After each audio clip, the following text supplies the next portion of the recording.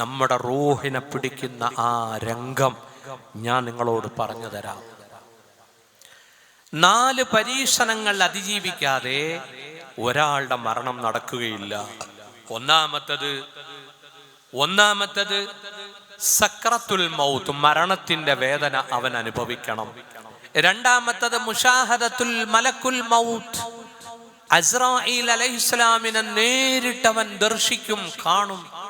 മൂന്നാമത്തത് മുഷാഹദത്തുൽ മലക്കൈനിൽ ഹാഫിളൈനി, നമ്മുടെ വലതും ഇടതും നമ്മുടെ കർമ്മങ്ങൾ ഒപ്പിയെടുക്കുന്ന ഹഫളത്തിന്റെ 2 മലക്കുകൾ വന്ന് നമ്മോട് യാത്ര ചോദിക്കും. ഇത്രയും കാലം നമ്മുടെ നന്മകളും തിന്മകളും എഴുതിയ മലക്കുകൾ. ബഹുമാനപ്പെട്ട സഹോദരങ്ങളെ, നമ്മുടെ വട്ടച്ചലവുമായി ബന്ധപ്പെട്ട ചില്ലറ നമുക്ക് ഈ ബക്കറ്റിലാണ് വീഴേണ്ടത്. ഇൻഷാ അല്ലാഹ് എല്ലാവരും ഒരു 100 രൂപ കുറയാതെ സംഭാവനകൾ ഇടി. അല്ലാഹു ബർക്കത്ത് ചെയ്യട്ടെ. തഖബ്ബലല്ലാഹ്. ബഹുമാനപ്പെട്ട സഹോദരങ്ങളെ, 4ാമത്തത് നരകവും അവൻ കാണും, സ്വർഗവും കാണാതെ മരിക്കുകയില്ല. ഇത് 4ഉം കൂടി പറഞ്ഞിട്ട് ഇൻഷാ അല്ലാഹ് നമുക്ക് ദുആ ചെയ്യാം. അല്ലാഹുവിന്റെ റസൂല് പറഞ്ഞു, മരണത്തിനൊരു വേദനയുണ്ട്. കാരണം റൂഹ് ശരീരത്തിന്റെ ഒരു സെല്ലിൽ മാത്രമല്ല, മുഴുവൻ ബോഡിയിലുമായി നിൽക്കുന്ന ഒരു ചൈതന്യമാണ് റൂഹ്. ആ റൂഹിനെ പിടിക്കുമ്പോൾ അതിൻ്റെതായ വേദനയുണ്ട്, പ്രയാസങ്ങളുണ്ട്. മുത്തുനബി പറയുകയാണ്, ആ വേദന എങ്ങനെയാണെന്നറിയുമോ?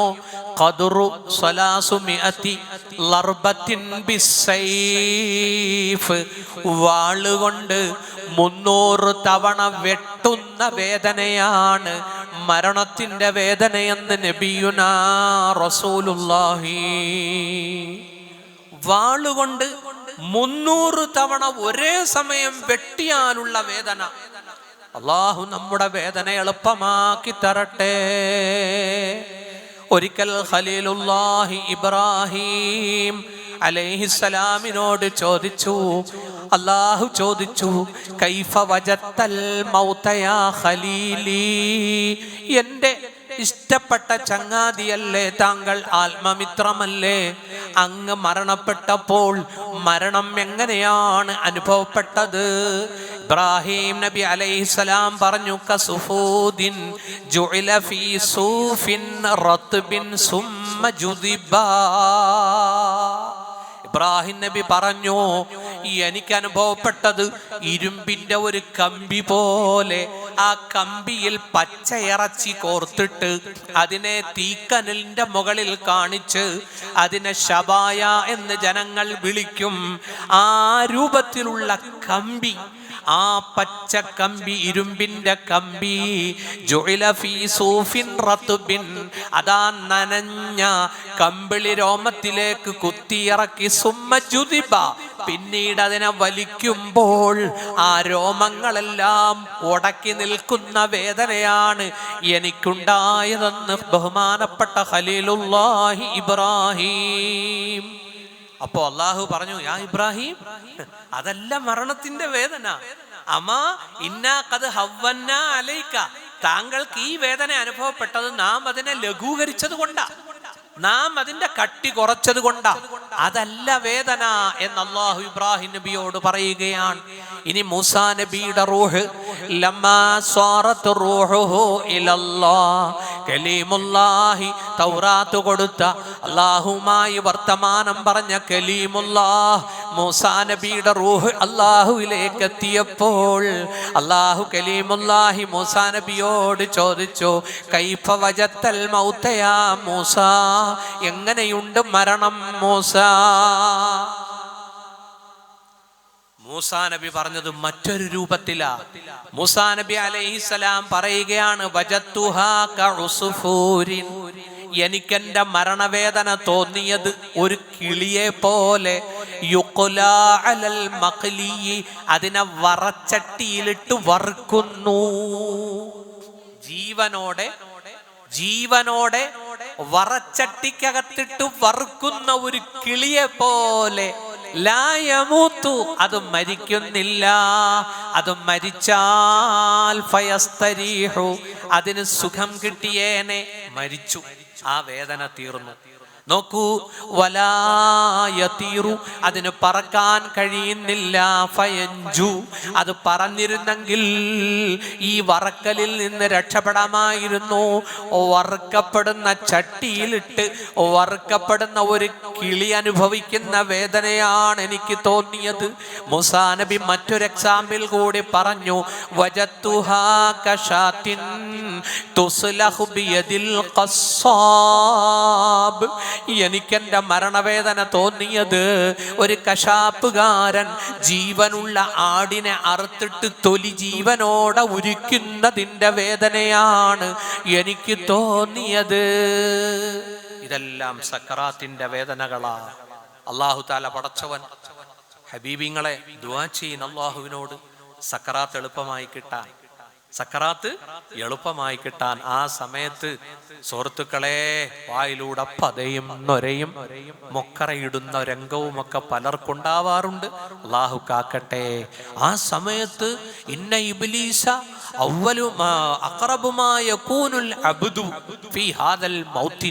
ഇബ്ലീസ് ഏറ്റവും നമ്മുടെ അടുത്തേക്ക് വരുന്ന ഘട്ടമാണ് റൂഹ് തൊണ്ടക്കുഴിയിൽ വരുമ്പോ.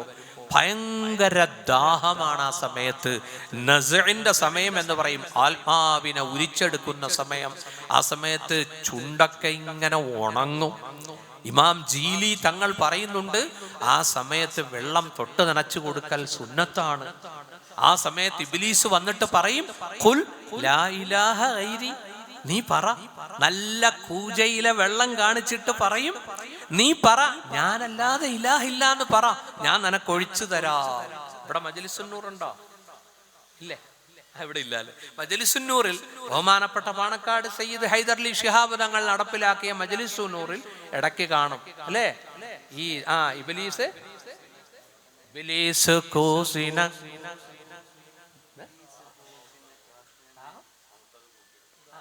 ദാഹം മൗത്തത് കൂട്ടിടും കാട്ടിടും. ഇബ്ലീസ് കൂസിനെ കാട്ടിടും. അല്ലാഹു കാക്കട്ടെ.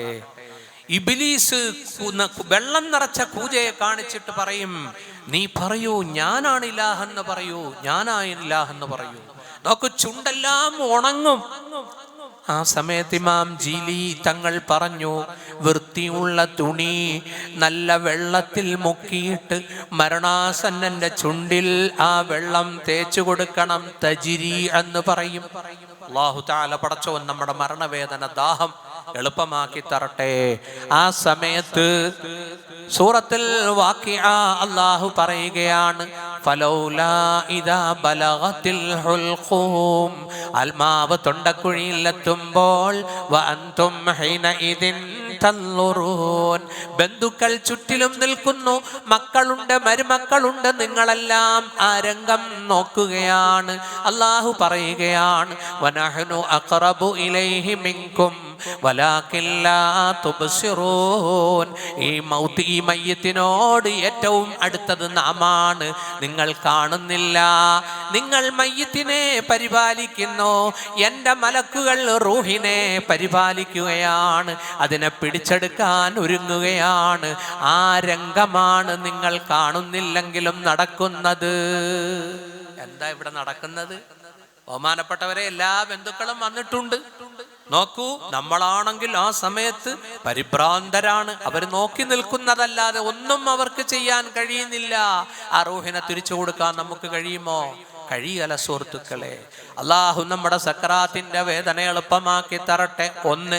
രണ്ടാമത്തെ പ്രതിസന്ധി മുശാഹദത്തു മലക്കുൽ മൗത്ത്, മരണത്തിനെ, മാലാഖയെ, മലക്കുൽ മൗത്തിനെ കണ്ടിട്ടേ നമ്മൾ മരണപ്പെടുകയുള്ളൂ. കണ്ടോ? മലക്കുൽ മൗത്തിനെ കാണും.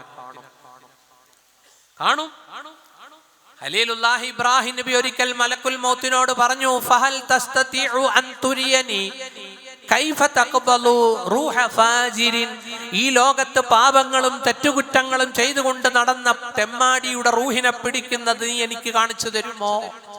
അപ്പോൾ അസ്രായിൽ അലൈഹിസ്സലാം പറഞ്ഞു, ഇബ്രാഹിം, താങ്കൾക്കത് കാണാൻ കഴിയില്ല, താങ്കൾക്കത് സഹിക്കാൻ പറ്റൂല, എൻ്റെ ആ സമയത്തെ രൂപം.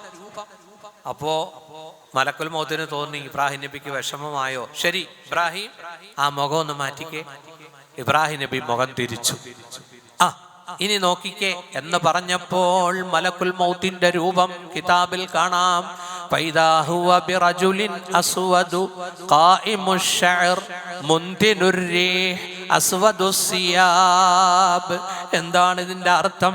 ഇത് കേൾക്കുമ്പോ ഭയപ്പെട്ടു പോകും സഹോദരിമാരെ, യുവാക്കളെ.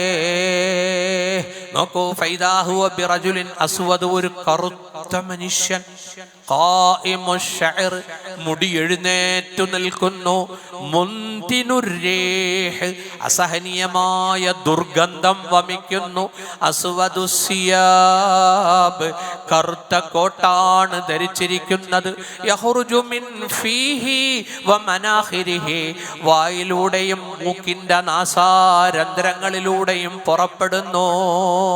എന്താ പുറപ്പെടുന്നത്? തീജ്വാലയും പുകയും. ഈ ഭയാനകമായ രംഗം കണ്ടിട്ട് ഇബ്രാഹിം നബി ബോധരഹിതനായി വീഴുകയാണ്. എങ്ങനെ സഹിക്കും ഈ രൂപം കാണാൻ? സുഹൃത്തുക്കളെ, പാപികളുടെ ജീവനെ പിടിക്കാൻ വരുന്ന മലക്കിന്റെ രൂപമാണിത്. ഇബ്രാഹിം നബി ബോധം തെളിഞ്ഞു. മുഅ്മിനിന്റെ റൂഹിനെ പിടിക്കുന്ന രംഗമോ, നല്ല സുന്ദരൻ, വെളുത്ത വസ്ത്രം, സുഗന്ധം വമിക്കുന്നു. ഹദീസിൽ ആ വിവരണമുണ്ട്. മലക്കുൽ മൗത്ത് മുഅ്മിനിന്റെ അടുക്കൽ വരുന്നത് വളരെ ഭംഗിയുള്ള രൂപത്തിലായിരിക്കും. നോക്കൂ, ഒരു ബൊക്കെ കൊണ്ടുവരും. 500ഓളം പെർഫ്യൂമിന്റെ നാളികൾ അതിലുണ്ടാകും.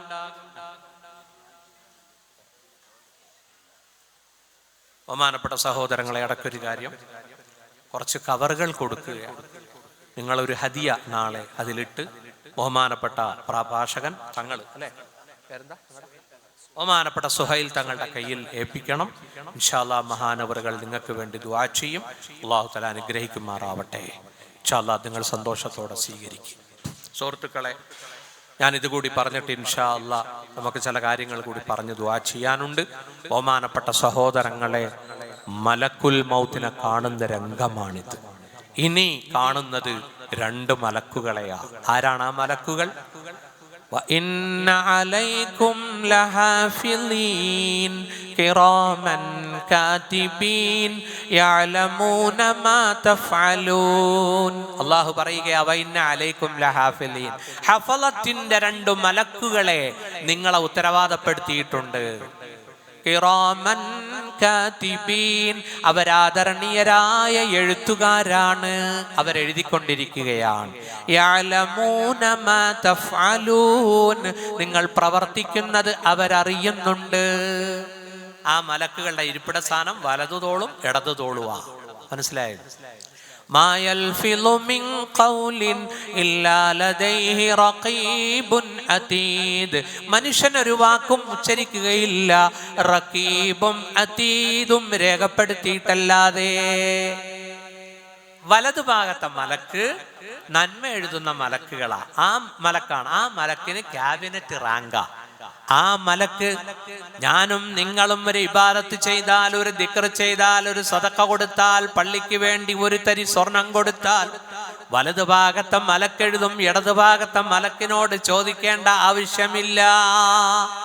എന്നാൽ നമ്മൾ ഒരു തെറ്റ് ചെയ്താൽ, ഒരു ഗീബത്ത് പറഞ്ഞു, ആരും പറയരുത്, കൂട്ടുകാരെ പറ്റി പരദൂഷണം പറയരുത്, പറഞ്ഞാൽ ഇടതുഭാഗത്തെ മലക്ക് സ്വന്തം എഴുതൂല്ല, വലതുഭാഗത്തെ മലക്കിനോട് കൂടിയാലോചിക്കും.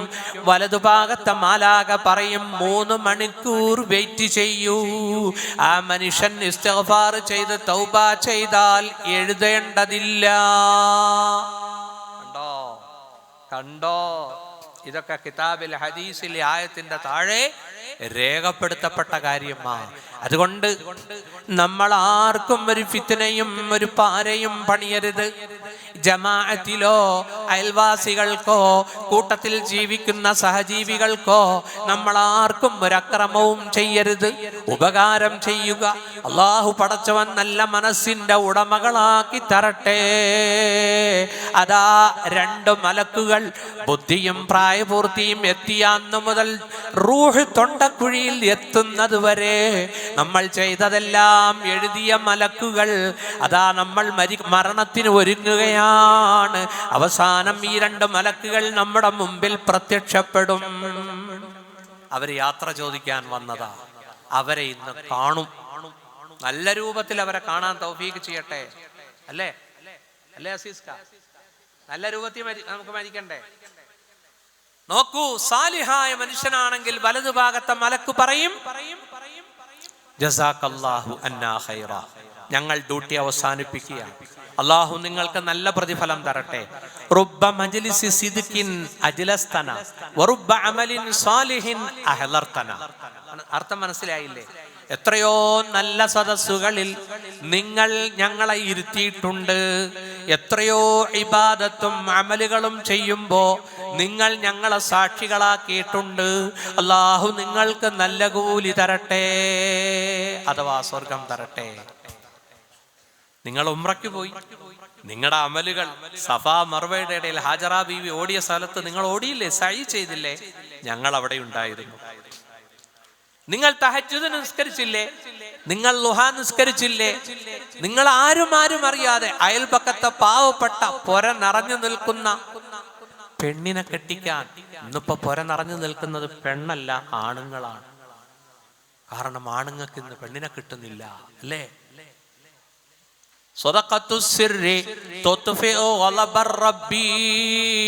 രഹസ്യമായി ചെയ്യുന്ന സ്വതഖ അല്ലാഹുവിന്റെ കോപത്തെ കെടുത്തുമെന്ന് മുഹമ്മദ് മുസ്തഫ. പഴയതുപോലെ 100-101 പവൻ കൊടുക്കാൻ ഇന്നില്ല. നോക്കൂ, 25-ഉം 30-ഉം ഒക്കെയാണ് കൊടുക്കേണ്ടത്. അങ്ങനെ കൊടുക്കുമ്പോൾ എന്റെ വിഹിതം ആ പെൺകുട്ടിക്കിരിക്കട്ടെ. 1/2 പവന്റെ ഒരു മോതിരം 1 പവൻ കൊടുക്കുകയാ. നോക്കൂ, ആ സമയത്ത് ഞങ്ങൾ നിങ്ങളോടൊപ്പം ഉണ്ടായിരുന്നു. എത്രയോ നല്ല കാര്യങ്ങൾ ഞങ്ങൾ കണ്ടു നിങ്ങളിൽ നിന്ന്. എത്രയോ നല്ല സദസ്സുകളിൽ ഞങ്ങളെ കൊണ്ടുപോയിരുത്തി. അള്ളാഹു നല്ല കൂലി തരും, സ്വർഗം തരും. ജസാക്കല്ലാഹു അന്നാ ഖൈറ. ആ മലക്ക് യാത്ര ചോദിക്കും.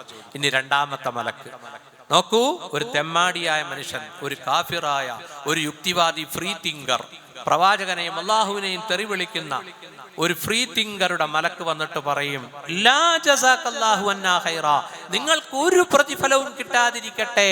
റുബ്ബ മജ്ലിസി സൂഇൻ അഹ്ലർതന വറുബ്ബ അമലിൻ ഖബീഹിൻ അഹ്ലർതന.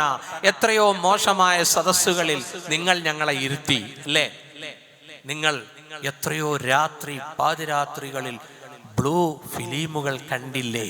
ഞങ്ങളെ നിങ്ങൾ സാക്ഷികളാക്കിയില്ലേ? എത്രയോ ദുഷ്കർമ്മങ്ങൾക്ക് നിങ്ങൾ ഞങ്ങളെ സാക്ഷികളാക്കിയില്ലേ? അതുകൊണ്ട് നിങ്ങൾക്ക് അല്ലാഹു പ്രതിഫലം തരാതെ പോകട്ടെ. ഫദാലിക ശുഹൂസു ബസരി. മുത്തുനബി പറയുകയാണ്, ആ സമയത്ത് അവന്റെ കണ്ണ് ആ മലക്കിലേക്ക് തുറിച്ചു നോക്കുമെന്ന് മുഹമ്മദ് മുസ്തഫ. അല്ലാഹു പടച്ചോൻ കാക്കട്ടെ. സൂറത്ത് ഖാഫിൽ ഒരായത്തില്ലേ, ഇന്ന് നാം മറയെ മാറ്റും, അല്ലേ? അങ്ങനെ ആയത്ത്, ഇന്ന് നാം നിങ്ങളുടെ ആഭരണം മാറ്റും. ഇന്ന് ഫബസറുകൽ യൗമ ഹദീദ്, നിന്റെ കണ്ണ് ഇന്ന് മൂർച്ചയുള്ള ഇരുമ്പ് പോലെയാണ്. ഇന്ന് നിന്റെ കണ്ണുകൊണ്ടെല്ലാം കാണുകയാണ്, അല്ലേ? അല്ലാഹുവേ, പടച്ചവനെ, ഞങ്ങൾക്ക് നീ റാഹത്തായ മരണം തരണേ. നോക്കൂ, ഇനി ഒരനുഭവം കൂടിയുണ്ട്. അത് സ്വർഗ നരകങ്ങൾ കണ്ടിട്ടല്ലാതെ മരിക്കുകയില്ല. അല്ലാഹുവിന്റെ റസൂല് പറഞ്ഞു, അൽ അർവാഹു ഇമ്മാ മുനഅമ വ ഇമ്മാ മുഅല്ലബ. ആത്മാക്കൾക്ക് രണ്ടാലൊരവസ്ഥയേ ഉള്ളൂ. ഒന്നുകിൽ അല്ലാഹു അനുഗ്രഹിച്ച സ്വർഗം, അല്ലെങ്കിൽ അല്ലാഹു അതാ പീഡിപ്പിക്കാൻ പോകുന്ന, പണിഷ്മെന്റിന് ശിക്ഷ കൊടുക്കാൻ പോകുന്ന നരകം. ലാ യഖ്റുജു റൂഹുൽ മുഅ്മിനി, മുഅ്മിനിന്റെ റൂഹ് ശരീരത്തിൽ നിന്നും വിട്ടുപിരിയുകയില്ല. ഹത്താ യറാ മകാനഹു ഫിൽ ജന്ന, സ്വർഗത്തിൽ അവന്റെ പാർപ്പിടം കാണാതെ. വലാ യഖ്റുജു റൂഹുൽ കാഫിരി, സത്യനിഷേധിയുടെ റൂഹ് വിട്ടുപിരിയുകയില്ല. ഹത്താ യറാ മകാനഹു ഫിന്നാർ, നരകത്തിൽ അവന്റെ പാർപ്പിടം കാണാതെ. അല്ലാഹു കാക്കുമാറാവട്ടെ. ബഹുമാനപ്പെട്ട സഹോദരങ്ങളെ, അതുകൊണ്ട് റജബ് മാസം, തൗബ, റജബ് മാസം വിത്തിറക്കേണ്ട മാസമാണ്. ഷഅബാൻ വെള്ളം നനയ്ക്കേണ്ട മാസമാണ്. റമളാൻ ഉൽപാദനം നോക്കൂ, വിത്തുകൾ മുളച്ചത് കൊയ്തെടുക്കേണ്ട മാസമാണ്. അൽഹംദുലില്ലാഹ്, അല്ലാഹു റജബിലും ശഅബാനിലും ബർക്കത്ത് തരട്ടെ. റമളാനിൽ തറാവീഹും സകാത്തും ദാനധർമ്മങ്ങളും അൽഹംദുലില്ലാഹ് ഖുർആൻ പാരായണവും ഇഫ്താറും നോമ്പ് തുറയും പള്ളിയിലും വീട്ടിലും കൂട്ടുകാർക്കുമെല്ലാം നല്ല വിഭവസമൃദ്ധമായ നോമ്പ് തുറ കൊടുത്ത് അൽഹംദുലില്ലാഹ് ഫ്രണ്ട്ഷിപ്പ് പുതുക്കേണ്ട മാസം അല്ലേ? അല്ലാഹുവിന്റെ റസൂൽ ഖത്തബന ഫി ആഖിരി യൗമിൻ മിൻ ശഅബാൻ, ശഅബാനിന്റെ അവസാനം മുത്തുനബി ഞങ്ങൾക്ക് പ്രസംഗം ചെയ്തു. അന്ന് ആ പ്രസംഗത്തിൽ പറഞ്ഞ കാര്യങ്ങൾ എന്തൊക്കെയാണെന്ന് ഇമാമിങ്ങൾ ആ സമയം വരുമ്പോൾ പറഞ്ഞു തരും. ഷഹ്റു സബ്ർ, റമളാൻ ക്ഷമയുടെ മാസമാണ്. വസ്സബ്റു സവാബുഹു അൽ ജന്ന, ക്ഷമയ്ക്ക് അല്ലാഹു കൊടുക്കുന്ന പ്രതിഫലം സ്വർഗമാണ്. അല്ലേ? ചുമ്മാ സ്വർഗം കിട്ടുമോ? ഇല്ല.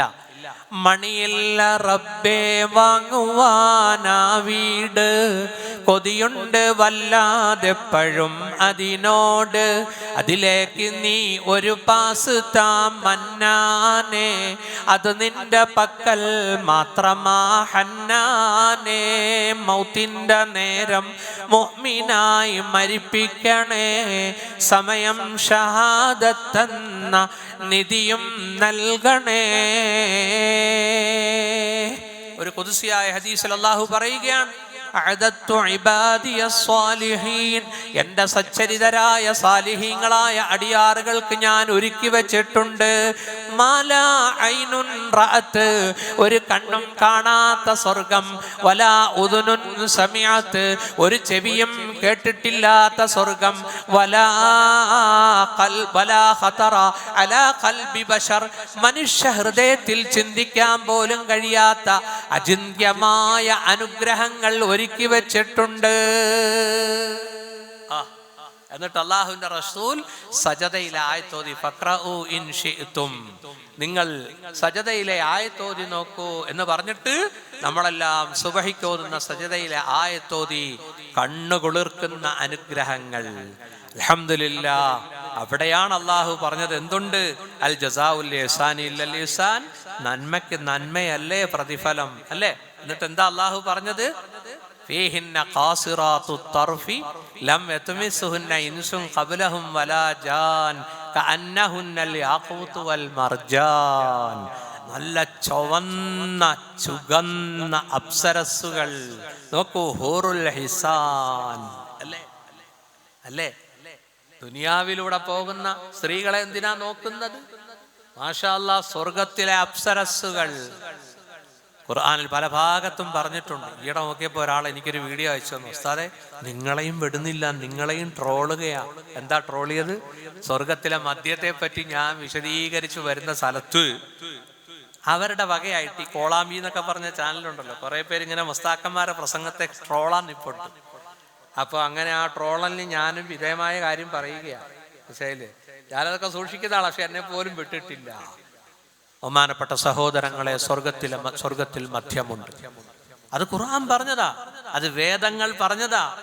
നോക്കൂ, ഖുർആനിൽ മാത്രമല്ല വേദങ്ങളിലൊക്കെ പറയുന്നുണ്ട് ആരാണ് മാദകത്തിടമ്പ്, ആരാണ് ഹൂറുൽ ഐൻ, വിടർന്ന കണ്ണ്, അല്ലേ? അതൊക്കെ അല്ലാഹു തആല ഖുർആനിൽ പറഞ്ഞിട്ടുണ്ട്. ഞാനിപ്പോ അങ്ങോട്ട് കടക്കുന്നില്ല.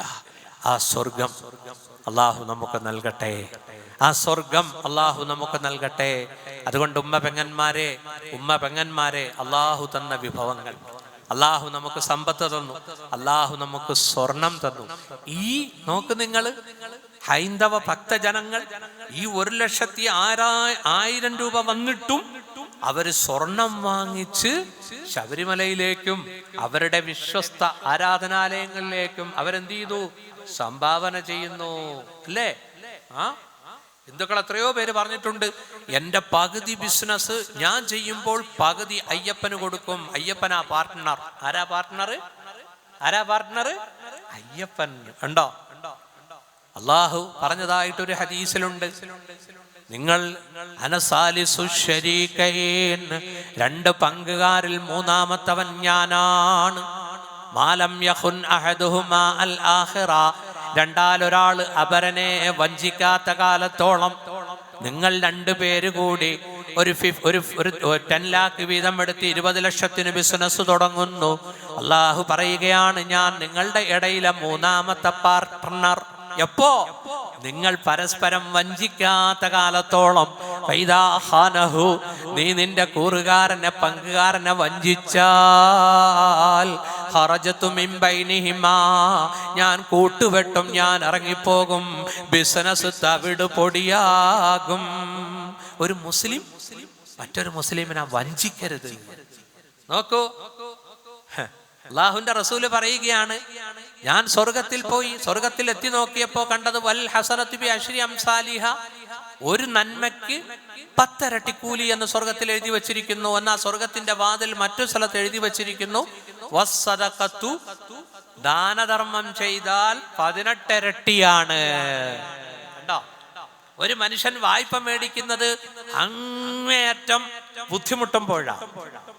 അള്ളാഹുവിന്റെ റസൂല് പറഞ്ഞു, അഫ്ളലുൽ ഇബാദത്തി അൽ ഖർളു, നിന്റെ സഹോദരൻ നിന്നോട് വന്ന് വായ്പ ചോദിച്ചാൽ അതാണ് ഏറ്റവും വലിയ ഇബാദത്ത്. നീ കൊടുക്കണം. കടം ചോദിച്ചാൽ കൊടുക്കണം. ഇന്ന് കടം ചോദിച്ചാൽ കൊടുക്കുവോ അലീക്ക? കൊടുക്കുവോ? എന്താ കിട്ടൂല. അത് തന്നെ, കിട്ടൂല, മാറിപ്പോകും അല്ലേ? മാറിപ്പോകും. ഒരു ദിവസം ഉണ്ട് 1 ലക്ഷം രൂപ കടം കൊടുത്തയാള് പള്ളിയിൽ കയറിയപ്പോ തൊട്ട് പിറകില് ഉടനെ മേടിച്ചയാള് മുസല്ലിയില്ലായി തല അൽഫ് റക്അ, അല്ലാഹു അക്ബർ, ഞാൻ 1000 റക്അത്ത് നിയത്ത് ചെയ്തുകൊണ്ട് പുള്ളി കൈകെട്ടി. 1000 റക്അത്ത് നിസ്കരിച്ചു കഴിയുമ്പോൾ ചുരുങ്ങിയത് 2-3 ദിവസം എടുക്കും അല്ലേ? ആ കൊടുത്തയാൾ ഓടിപ്പോയെന്നാ പറയുന്നത്. എന്തിനാണ് ഇങ്ങനെ? ഇസ്ലാം ആൻഡ് ഫൈനാൻസ് ഭയങ്കര ടോപ്പിക്കല്ലേ? ബഹുമാനപ്പെട്ടവരെ, നമ്മൾ അതൊക്കെ ചർച്ചയ്ക്ക് വിധേയമാക്കണം.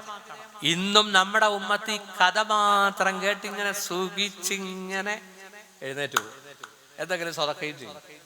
സുഹൃത്തുക്കളെ, കഥ മാത്രം കേട്ടാ പോരാ. ഖുർആൻ ഒരു വലിയ മുതലാളിയുടെ കഥ പറയുന്നുണ്ട്. ഖാറൂൻ മുതലാളി. ഖാറൂൻ മൂസാ നബിയുടെ ദുആ ബർക്കത്ത് കൊണ്ട് മുതലാളിയായി വന്നു. 1000-ന് 1 വെച്ച് കൊടുക്കാൻ പറഞ്ഞപ്പോ, ഇതൊക്കെ നീ ഉണ്ടാക്കിയതാണ് മൂസ, തരൂല്ല. വലിയ സംഭവമല്ലേ? ഇതൊക്കെ പറഞ്ഞു കൊടുക്കണമല്ലോ ഉസ്താദെ. ഇന്ന ഖാറൂന കാന മിൻ ഖൗമി മൂസാ ഫബഗാ അലൈഹിം വആതൈനാഹു മിനൽ കുനൂസി മാ ഇന്ന മഫാതിഹഹു ലതനൂഉ മിൻ ഉസ്ബതി ഉലിൽ ഖുവ. അല്ലാഹു തആല പറയുകയാണ്, 60 കഴുതകൾ ചുമക്കാവുന്ന താക്കോലുകൾ വഹിക്കുന്ന വലിയ ഒരു മുതലാളി, ഖജനാവിന്റെ ഉടമസ്ഥൻ ഖാറൂൻ മൂസാ നബിയുടെ കാലത്ത് ജീവിച്ചു. പിതൃവ്യ പുത്രനാ. കണ്ടില്ലേ? ഇന്ന ഖാറൂന കാന മിൻ ഖൗമി മൂസാ വബഗാ അലൈഹിം വആതൈനാഹു മിനൽ കുനൂസ് മാ ഇന്ന മഫാതിഹഹു ലതനൂഉ ബിൽ ഉസ്ബതി ഉലിൽ ഖുവ. ഒരു സംഘം ആളുകൾ ചുമക്കുന്ന ഖജനാവിന്റെ താക്കോലുള്ള മുതലാളി. അയാള് പണമുണ്ടായി അഹങ്കരിച്ച് ജനങ്ങളുടെ മുമ്പിൽ പണത്തിന്റെ പളുവളുപ്പിങ്ങനെ കാണിച്ച് ജീവിക്കാൻ തുടങ്ങി. ജനത എന്തു പറഞ്ഞു? ലാ തഫ്റഹ് ഇദ് ഖാല ലഹു ഖൗമുഹു ലാ തഫ്റഹ് ഇന്നല്ലാഹ ലാ യുഹിബ്ബുൽ ഫരിഹീൻ. ഓവറായിട്ട് നീ അഹങ്കരിക്കരുതേ. അല്ലാഹു പണം കൊണ്ട് ദൂർത്തടിച്ച് ഓവറായി അഹങ്കരിക്കുന്നവരെ ഇഷ്ടപ്പെടുകയില്ല. നോക്കൂ, ആ മനുഷ്യൻ എന്തായി തീർന്നു? അയാളെയും അയാളുടെ കോട്ട കൊത്തളങ്ങളെയും ഭൂമിയെ കൊണ്ട് നാം അതാ ഭൂമി വാവിളർന്നു, ഇന്നും വിഴുങ്ങിക്കൊണ്ടിരിക്കുകയാ. അവിടെയാണ് ഇന്ന് കൈറോ പട്ടണത്തിന്റെ, ഈജിപ്തിന്റെ ക്യാപിറ്റൽ സിറ്റി കൈറോ പട്ടണത്തിന്റെ വേസ്റ്റ് വാട്ടർ പോയി വീഴുന്ന ഡ്രെയിനേജ് ഈ ഖാറൂനെയും ഖാറൂന്റെ സമ്പത്തിനെയും വാവിളർത്തിയ ഭൂമിയുടെ ഉള്ളിലേക്കാണ്. ഫലസ്തീൻ യാത്ര പോയാൽ നിങ്ങൾക്കത് കാണാം. ഫിർഔനെ ഈജിപ്റ്റ് മ്യൂസിയത്തിൽ നിങ്ങൾക്ക് കാണാം. ഒരു എംബാമും ചെയ്യാതെ അള്ളാഹു നിന്നെ ഞാൻ രക്ഷിക്കുമെടാ, പിന്നീട് വരുന്ന ഫാസിസ്റ്റുകൾക്ക് ഗുണപാഠമായി കൊണ്ടെന്ന് അള്ളാഹു പറഞ്ഞ ഫറോവ റംസിസ് രണ്ടാമൻ. അയാളുടെ വയറൊന്നും പിളർത്തി എംബാം ചെയ്തിട്ടില്ല. അള്ളാഹ് തന്നെ ഏറ്റെടുത്തതാ. ആ ശരീരം നശിക്കുകയില്ല. മനസ്സിലായില്ലേ? അങ്ങനെ ഒരുപാട് ദൃഷ്ടാന്തങ്ങൾ ഈ ഭൂമിയിലുണ്ട്. സഹോദരിമാരെ, നമ്മുടെ മലക്കുകൾ സന്തോഷിക്കട്ടെ. നമ്മൾ നിശയുടെ നിശബ്ദതയിൽ, എനിക്കറിയാം എത്രയോ ഉമ്മപെങ്ങന്മാർ തഹജ്ജുദ് നിസ്കരിക്കുന്നവരുണ്ട്, ളുഹാ നിസ്കരിക്കുന്നവരുണ്ട്, ഒരുപാട് ദാനധർമ്മങ്ങൾ ചെയ്യുന്നവരുണ്ട്, നമ്മുടെ ഉസ്താദന്മാർക്ക് പള്ളിയിലേക്ക് ഭക്ഷണം കൊടുത്തു വിടുന്നവരുണ്ട്. എല്ലാവർക്കും അതിന് കഴിയില്ല. ഗസ്റ്റിനെ ബഹുമാനത്തിൽ സ്വീകരിക്കുന്നവരുണ്ട്. മുത്തുനബി പറഞ്ഞു, വീട്ടിൽ ഗസ്റ്റ് വന്നു, ആ ഗസ്റ്റിന് വേണ്ടി 1 ദിർഹം ചെലവഴിച്ചാൽ 1000 ദിർഹം ചെലവഴിച്ചവനെ പോലെയാണ്. 1000 ദിർഹം. മിനിഞ്ഞാന്ന് മൂവാറ്റുപുഴ കാലാമ്പൂരാണ് പറഞ്ഞത്. നോക്കൂ, ഒരു പ്രവാചകൻ ഉണ്ടാക്കിയ ഭക്ഷണം 15 പേരാണ് അവിടെ കഴിച്ചത്. കമ്മിറ്റിക്കാരും മുൻ കമ്മിറ്റിക്കാരും ഫ്രണ്ട്സും ഒക്കെ വന്ന് കഴിച്ചിട്ടും ഭക്ഷണം ബാക്കിയ. ഇന്നും എനിക്കത് കാണാൻ സാധിച്ചു ഷംസുക്കാടെ വീട്ടിൽ. മാഷാ അല്ലാ, ഭക്ഷണം കൊടുക്കണം. കാരണം അതിലൂടെ നമുക്ക് സ്നേഹം അരക്കിട്ടുറപ്പിക്കാൻ സാധിക്കും. അതുകൊണ്ട് ഞാൻ നിർത്തുകയാണ്. ബഹുമാനപ്പെട്ട സഹോദരങ്ങളെ, ബഹുമാനപ്പെട്ട ഉസ്മാൻ ഇബ്നു അഫ്ഫാൻ ഖബർ കാണുമ്പോൾ കരയും. എന്തിനാ അവിടെ സ്വർഗത്തെ പറ്റിയും നരകത്തെ പറ്റിയും പറയുമ്പോൾ കരയാറില്ലല്ലോ? ഖബർ കാണുമ്പോൾ കരയുന്നത് എന്തിനാ? ഖബറെന്ന് കേട്ടാൽ തൽക്ഷണം ഞെട്ടേണ്ടതാ, കണ്ടാലുടൻ വാവിട്ടു നീ കരയേണ്ടതാ, മേടയ്ക്ക് പകരം മാളമാ സുബ്ഹാന റബ്ബി അതിൽ കിടക്കേണ്ടതാണ് സുമാന. സമ്പാദ്യ മുതലിൽ നിന്ന് 3 അക്ഫാന, അത് മാത്രമല്ലതിലെപ്പോഴും വഹദാന. സബഅത്തുൻ, മുത്തുനബി പറഞ്ഞ ഈ ഹദീസ് കൂടി പറഞ്ഞിട്ട് നമുക്ക് നിർത്താം.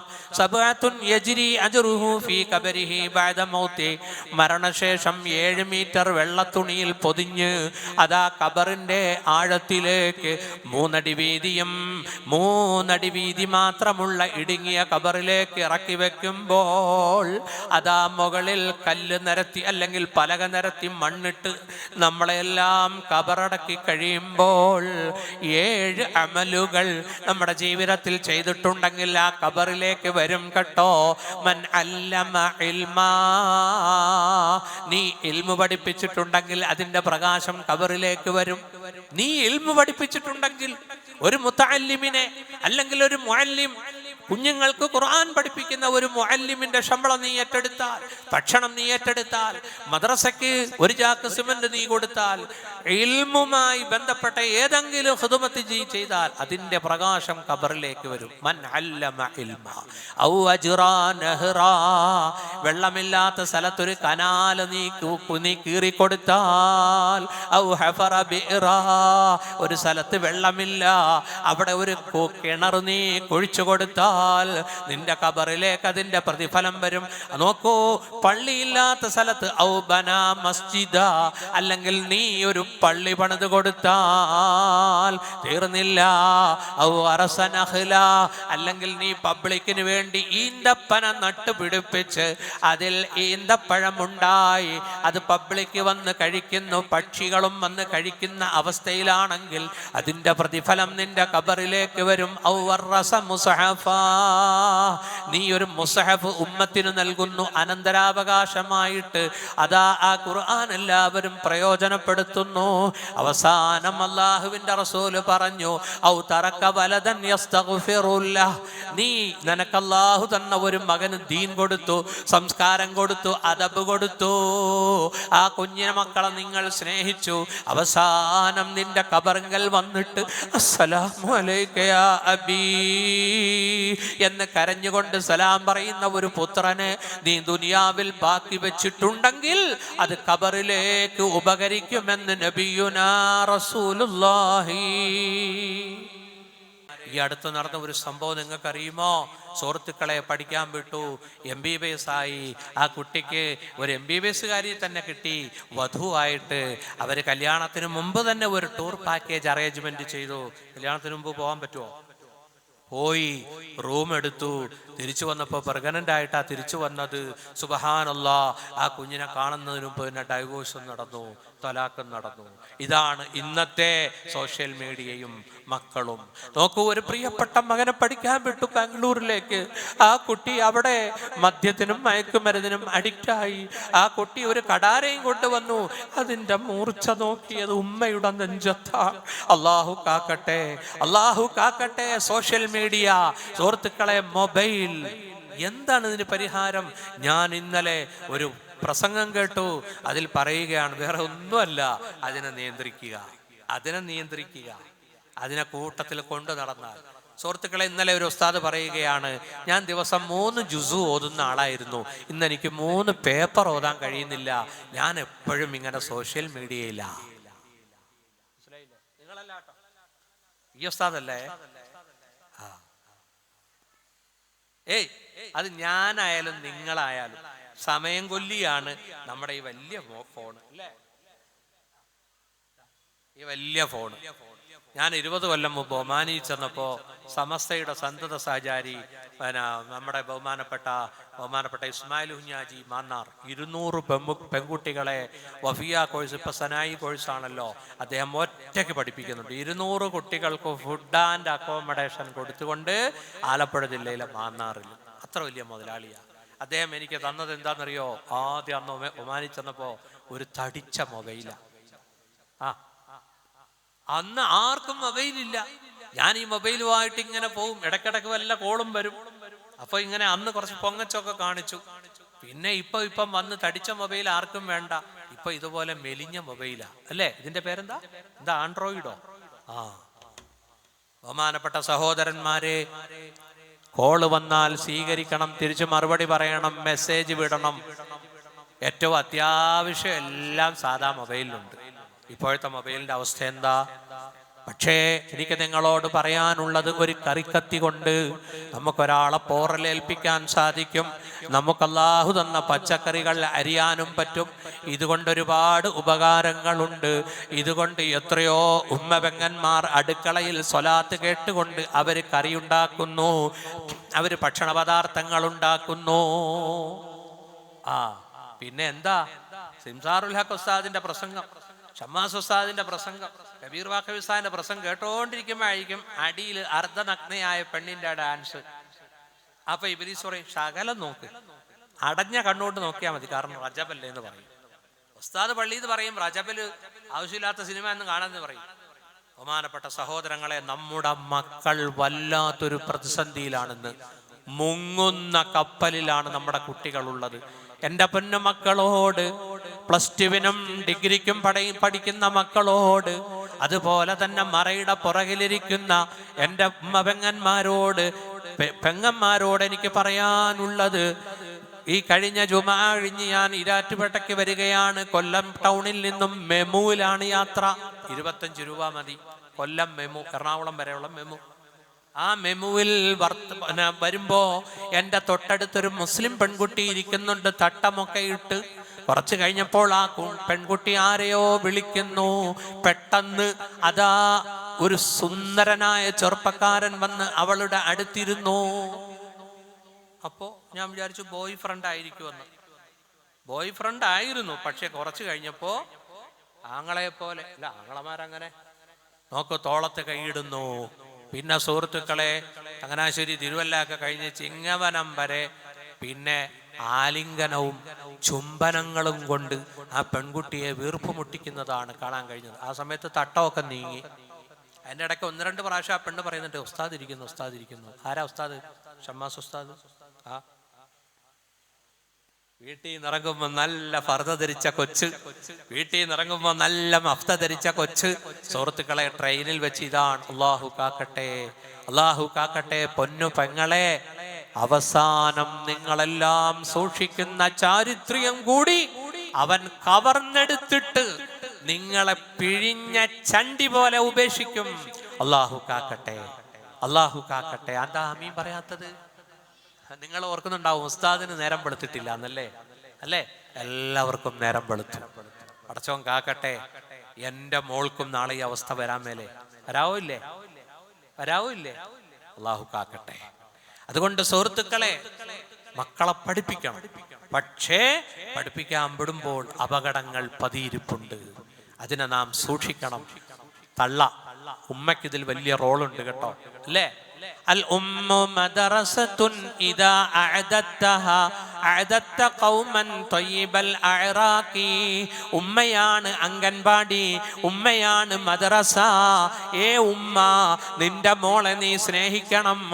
മകളോട് പറയണം, വഴിയിൽ പതുങ്ങിയിരിക്കുന്ന ചതിവുകളെ. നമ്മളെന്തിനാ നമ്പർ കൊടുക്കുന്നേ? നമ്മളെന്തിനാ കാമുകനെ? അങ്ങനെ ഒരു ബോയ് ഫ്രണ്ട് ഇല്ല. നമ്മുടെ ബോയ് ഫ്രണ്ട്, നമ്മുടെ പിതാവ് നമുക്ക് വേണ്ടി തെരഞ്ഞെടുക്കുന്നവനാണ്.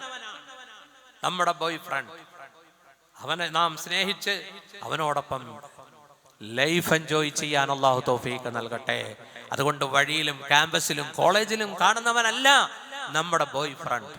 നല്ല രൂപത്തിൽ അൽഹംദുലില്ലാഹ് മാതാപിതാക്കൾ സെലക്ട് ചെയ്യുന്നവരെ സന്തോഷപൂർവ്വം സ്വീകരിച്ച് ആ മകനും ആ മരുമകനും ഇറങ്ങിപ്പോകുന്നത് കാണുമ്പോൾ, അവര് വീട്ടിൽ കടന്നു വരുന്നത് കാണുമ്പോൾ ആർക്കാണ് സന്തോഷം വരാത്തത്?